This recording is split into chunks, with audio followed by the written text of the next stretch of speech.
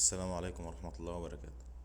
النهاردة هنشرح درس جديد في جهاز الجي بي اس أو خاصية جديدة. الخاصية ديت عبارة عن تحويل الإحداثيات الإيستنج والنورسنج لللاتيتيود واللونجيتيود أو العكس.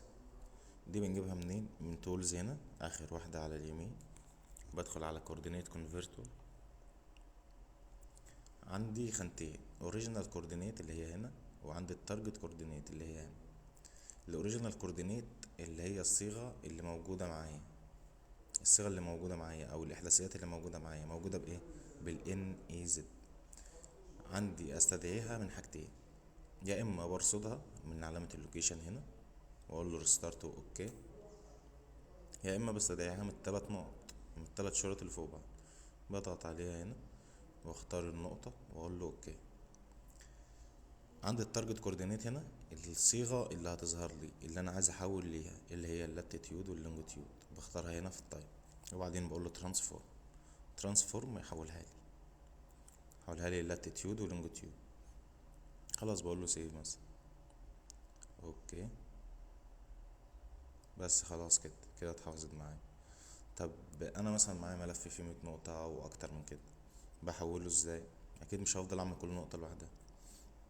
باجي هنا على فايل كونفرشن، الاوريجينال كوردينيت قلنا الصيغة اللي هي موجودة معايا الان اي زد. طب التارجت كوردينيت دي الصيغة اللي انا عايز احول ليها اللي هي اللاتيتيود واللونجيتيود. الفايل هنا الملف اللي انا هستدعيه، الملف اللي فيه النقط اللي عايز احولها. بضغط على الفايل هنا، عندي الفايل فورمات دي الصيغة اللي موجودة عندي.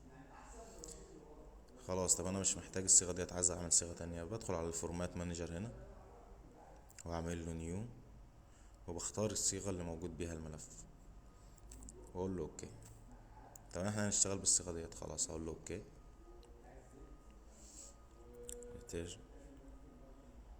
بشوف الملف، باخد اي ملف، يعني مثلا وليكن الملف ده عندي الاحداثات بتاعته ايستنج ونورسنج، اقول له اوكي واقول له ترانسفورم اوكي. هيجي لي المكان اللي انا عايز احفظ فيه، نحفظه هنا مثلا ونخلي اسمه، نغير الاسم،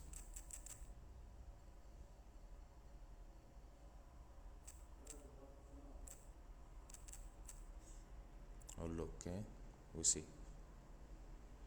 كده الملف طلع معايا وتحول للاتيتيود ولونجيتيود. بروح بس في المكان اللي انا حفظت فيه وبطلع الملف وتمام كده. نروح مع بعض نشوف الملف. ندخل على الفايل،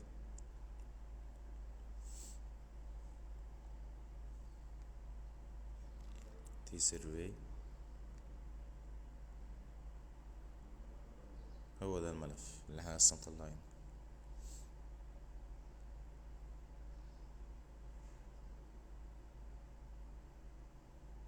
ظهرت معايا الاحداثيات باللاتيتيود واللونجيتيود. ونتقابل في فيديو جديد ان شاء الله.